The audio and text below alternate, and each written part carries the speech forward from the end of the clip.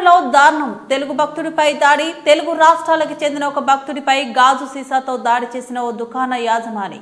Water bottle కొనుగోలు చేసే టైంలో ధర ఎక్కువగా ఉందని ప్రశ్నించిన తెలుగు భక్తుడి దీంతో తీవ్ర కోపద్రిక్తుడై తలపై గాజు సీసాతో దాడి చేసి భక్తుడు మాలను తెంపిన వ్యాపారి విషయం తెలిసి పెద్ద ఎత్తున చేరుకొని అభ్యంతరం వ్యక్తం చేస్తూ తెలుగు భక్తుల నిరసన దాడి చేసిన షాపు ఓనర్ కు అండగా నిలుస్తూ ఎదురు దాడికి దిగిన చుట్టుపక్కల షాపు ఓనర్లు, రంగంలోకి దిగిన పోలీసులు వాళ్ళు కూడా వ్యాపారులకే మద్దతు తెలుపుతున్నారని ఆవేదన.